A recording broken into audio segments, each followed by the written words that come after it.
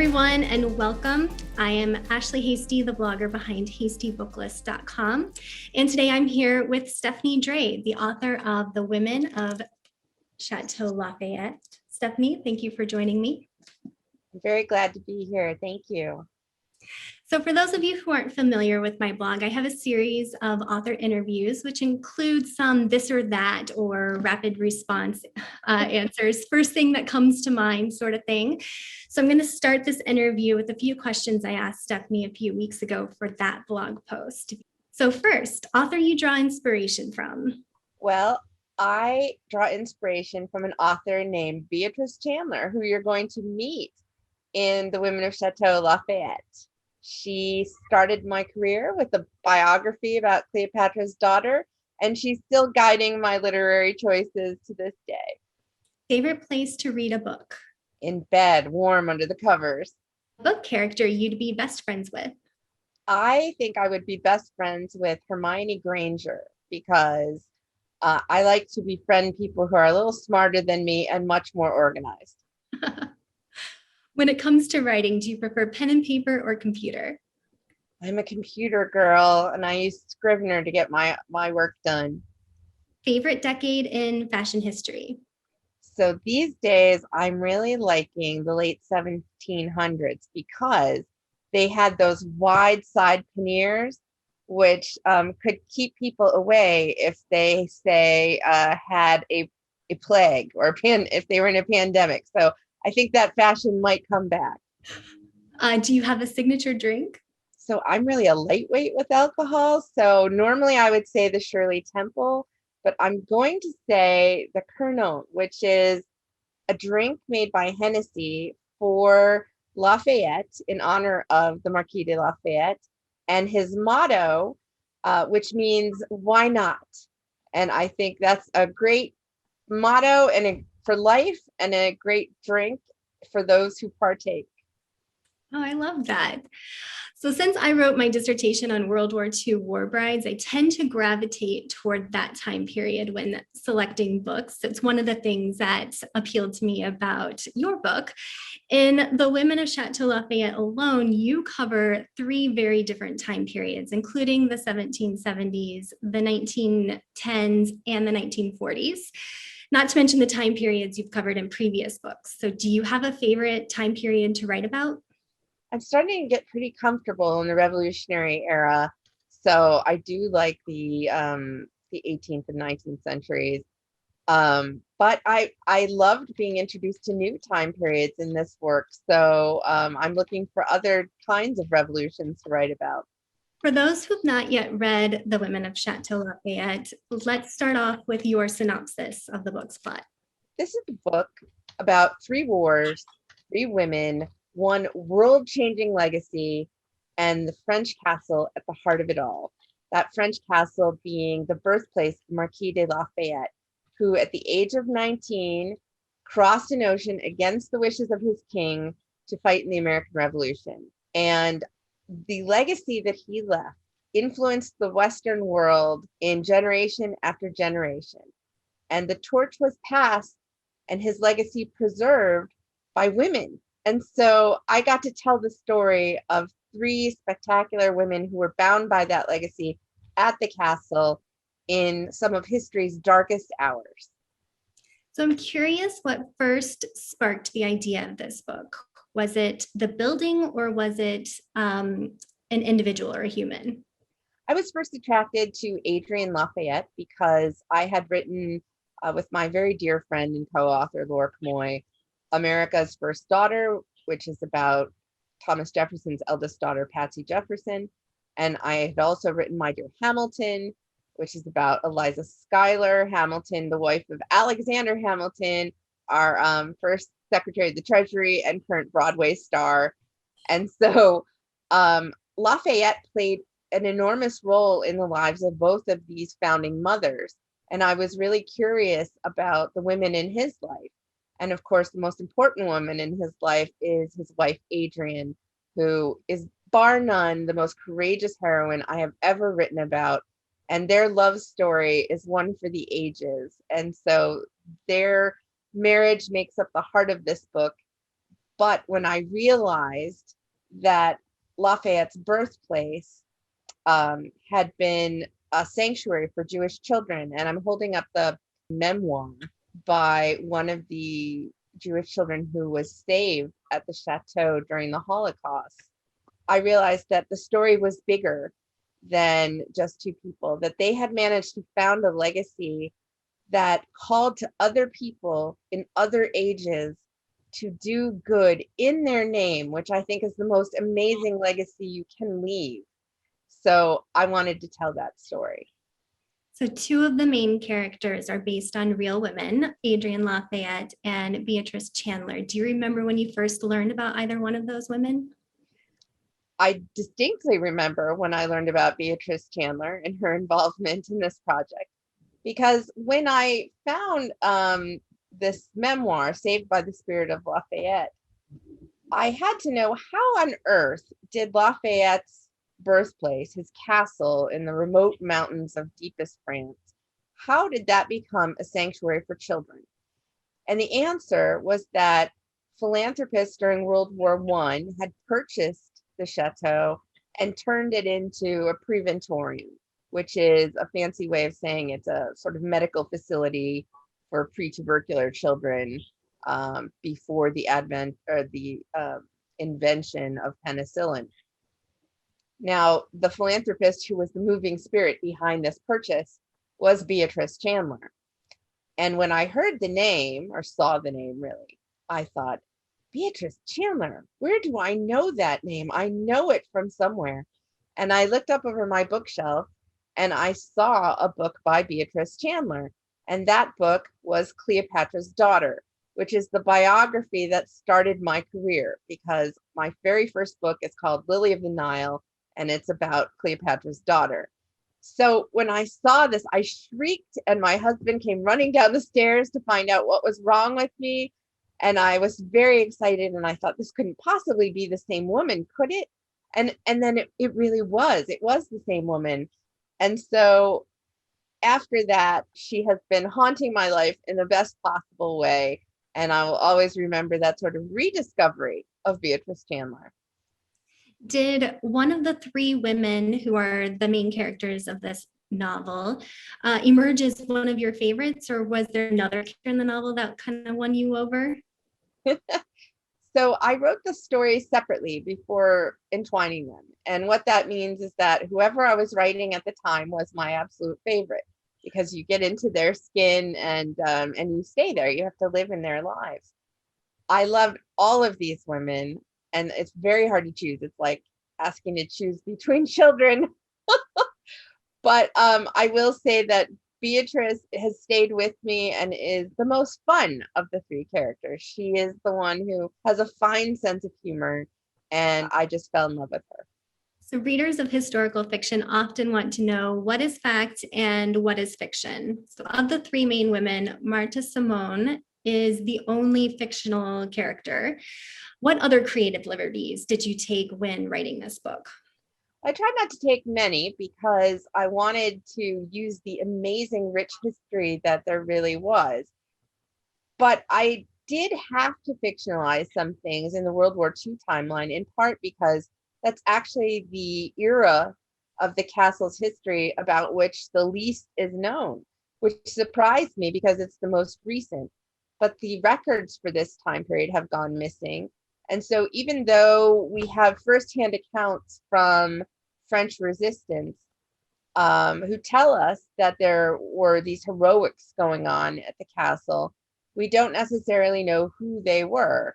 So that meant that I had to invent a heroine who could have done these things, and also interweave real characters into her story. So doing that was a bit of an art. I also have a character in the story, Marta's story, who is based on a real historical hero, but I didn't use his name. I wanted to allow them to have a relationship that did not step on any historical toes. So it was very clear to me in reading this novel that you did a lot of research to prepare. Generally speaking, when you begin researching for a new novel, what is your research process like? I always start with a timeline. I like to map out everyone's life as far as I'm able onto a timeline program. I use something called Aeon Timeline. And then I start putting world events on there. So I know what was in the minds of the characters as they were living their own history. So that's the starting point, and that's when you really can discover interesting coincidences. Like we found when we were writing America's First Daughter, when we laid Patsy Jefferson's life event next to William Short's life event, we found they were together at so many moments that other historians had not noticed. And so that led us to be able to write a richer story. I read a little bit about your research trip to France in the Lit Hub article. Could you tell us a bit about that trip? So to research this story, most of which takes place in France, but a good portion of it also takes place in the United States because Beatrice was an American woman. I had to go to Paris, and I stayed at a hotel called the St. James Albany, which is the last remnant of Adrienne Lafayette's childhood home. And so it was very exciting to sort of see the courtyard where she might have played, and where there's a plaque dedicated to the spot where Marie Antoinette greeted Lafayette upon his return home from the American War. But I also knew, thanks to Beatrice's grandson and the letters that he provided me with for this story, I knew that Beatrice had also stayed in this hotel. And so I knew I was walking in the footsteps of both heroines at the same time, which was incredible. From there, I went up into the mountains to visit the chateau. And this was a little bit of a trek and a little bit of hubris on my part because I do not speak French. And the GPS is super spotty in the mountains, and there's not really a formal address to the castle. It's just sort of, the castle in Chavignac. So it was a little harrowing. I know we angered a donkey as we zipped past on the road, and he brayed at us in anger. But what an amazing trip once we got there and got to see this castle. And I just kept thinking, oh, if these stones could speak, they would be telling the story of all the eras they've seen and how this castle is different than other castles. Most castles are for feudalism. They represent an era of kings. And certainly that's how this castle started. But the Lafayettes transformed it into a fortress of freedom, and it inspired people to great deeds again and again. So I was very moved by this place, and I would love to visit again. How long had you researched the building prior to visiting? And what was it like to visit a place that you had read a lot about for the first time? I had seen pictures of it. I had read some books mentioning it, but I didn't know enough. And I did know, or at least I thought I knew, that there were secret tunnels at the castle and that they played into some of the heroics that took place there. But when I was actually at the castle, I don't know if it was a language barrier or what, but I was not able to see these secret tunnels. And I left the castle thinking they might not even exist. Maybe it was just a rumor. But thanks to Beatrice Chanler's papers, which were stored at the New York Historical Society, I found pictures of the secret tunnels that she had named secret tunnels. So it made it easy for me. And it was a really extraordinary moment because then I knew that even though I had missed them, they existed, they were real, and that I could base the story on them. How do you know when you've done enough research to suffice a story, but not so much that you continue to research and get lost down that rabbit hole and never actually start writing the novel? I need help with this because I could easily stay down the rabbit hole for years. I get very interested in the research and I don't want to start writing and get something wrong.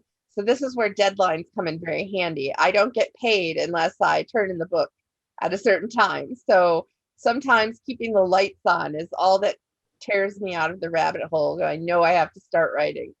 In researching for the women of Chateau Lafayette, were there any resources that you found particularly informative or inspiring? I loved especially being able to work with the actual letters of the people I was writing about. And I got some of Adrienne's letters through her biographer, who had been able to see some of the extant material at Adrienne's ancestral home. But when I got back from France, I took a chance and I reached out to Beatrice's grandson, who had written a letter in the Gazette of the American Friends of Lafayette about his grandmother's work at Chavignac. We were able to talk, and he shared with me some of Beatrice's personal letters, and he photographed them and sent them to me. And together we had a wonderful time trying to figure out who she was talking about, who the mysterious Pierre was or the mysterious Kate was in her letters.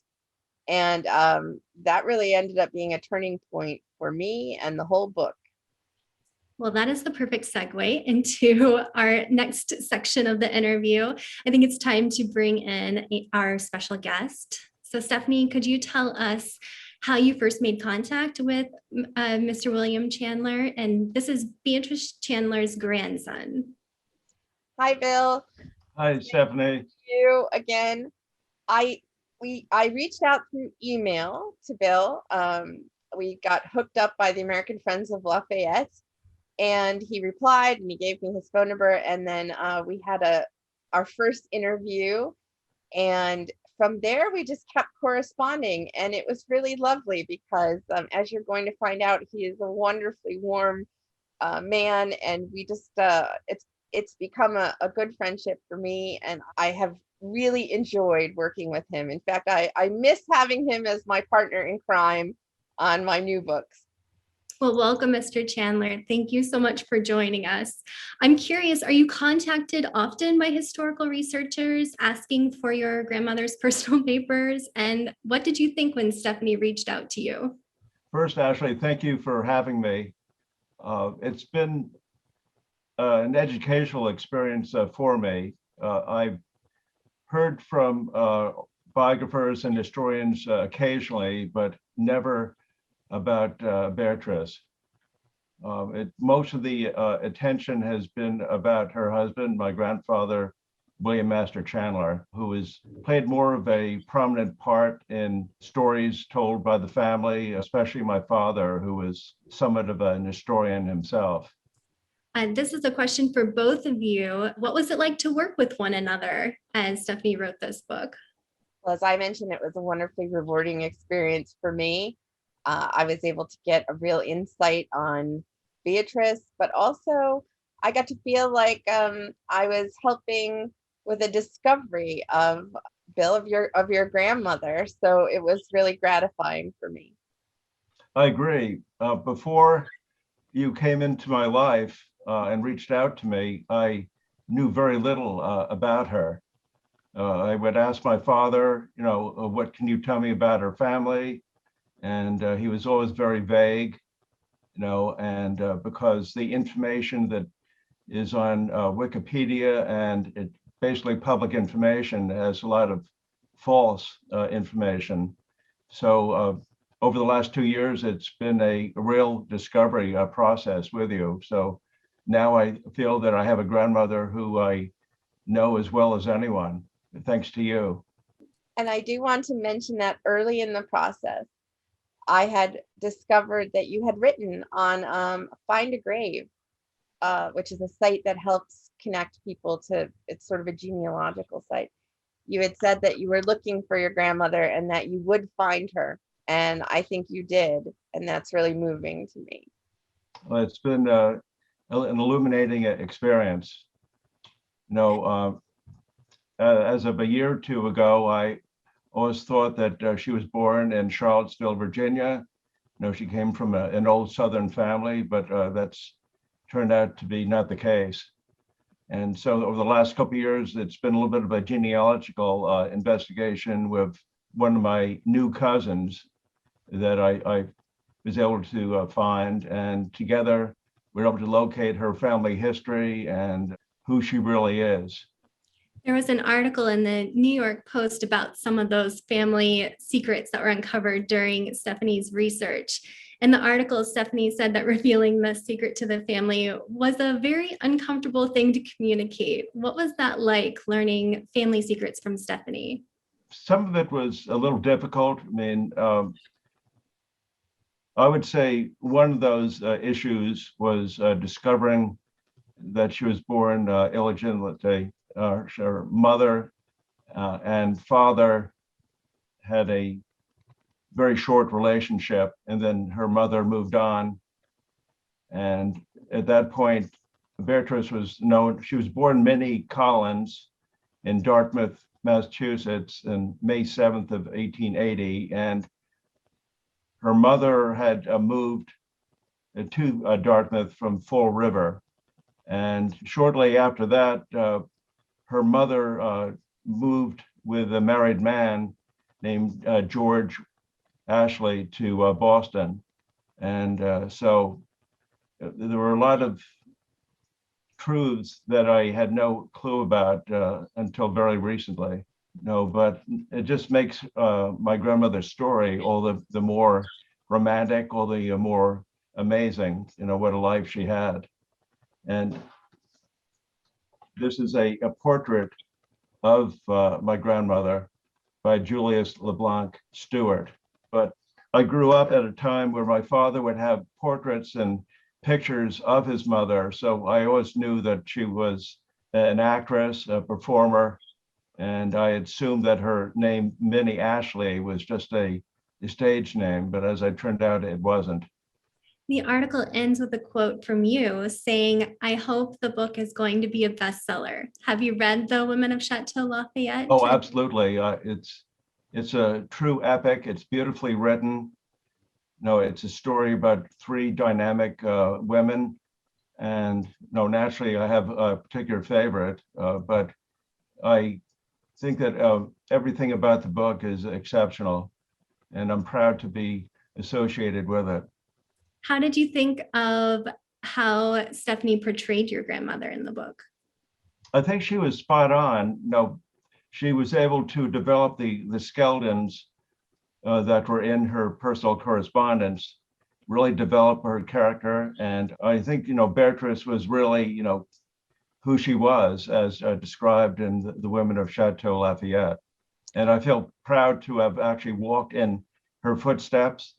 Beatrice bought a home in Maine on an island in Penobscot Bay from Grover Cleveland's sister, Rose Cleveland. And so I spent a number of summers there, and to this day, apparently, her spirit is apparently alive on that property. Oh, wow. And I just want to add that this is the review that meant most to me of any of the book reviews. So I thank you for that, Bill. You're welcome, Stephanie. Stephanie mentioned that you are also a writer, as was Beatrice. So I wanted to save the more general writing questions to the end to pose to both of you. So this question is for both. Do you have a favorite place to write? Perhaps a room or a location where the work flows nicely or you find it easier to concentrate? I write right here. You're looking at my office. This is where I do most of my work. I used to, before the pandemic, I used to meet up with some of my author friends at the Panera Bread, and we would work together across the table from each other, and I really missed that. And I write right here as well, a combination of a guest room and home office. And I have my book collection. You can't see it from here, but I have a lot of books here, family books and other books. And so my process is actually listening to some ethereal music, and that gets me into a particular mindset, whether it's a dark or otherwise. Because a lot of my material is dark. Stephanie, you've co-written several books in addition to those you've written solo. Can you tell us a bit about your process from spark of an idea to submitting to your editor, and whether that process changes if you're co-writing versus solo writing? I would say that the writing process actually changes for every book for me. I haven't had one that's been the same yet. With my co-author Laura Coy and I, we often we say that we speak the same language. So sometimes we spark off of each other when we're brainstorming books, and we often have a subject in mind, maybe a founding mother that we want to tell the story of. And I should reassure readers that we do plan on reuniting to write about another founding mother soon. We figure out who we want to write about and then what the angle really should be. And that shifts a lot as we try to determine what the market will bear, or how long the book should be, or how much work we want to put into it. For me, when I'm co-authoring, I get a little bit more feedback and I get to bounce ideas back and forth. It's a little less lonely of a process for me. When I'm writing by myself, I take a long time. I'm very ponderous and I drive everyone in my life crazy, asking them questions and changing my mind 10,000 times about how I'm going to approach the book. And for both of you, I want to ask the most difficult part about being an author, and then also your favorite part about being an author. I think the most difficult part for me is the drafting, because I'm always second guessing myself and making lots of mistakes. The most fun part of being an author is when it's all written and I get to do interviews like this and celebrate and find out what readers actually think about all the work that I've done. I enjoy being able to tell a story, and I'm 70% through my third book right now. The central character of my books is Mary Shelley, and I put her in a contemporary setting. And so being able to try to get into Mary's mindset is a challenge. And Terrorized in New York City is a psychological thriller that takes place in New York. So once I've written the story, the most difficult part for me is the publicity part, getting the book out there so that readers will learn about it. But all told, the whole thing is a rewarding experience for me. Stephanie, what do you want readers to take away after reading The Women of Chateau Lafayette? I think that it's important for readers to be inspired by the people who came before us, and to realize that in many respects, we are standing on the shoulders of giants. So this book, I was finishing up at the sort of scariest part of the pandemic, when it was March and we didn't really know what we were facing. And it was easy to get depressed or feel, a sense of pessimism.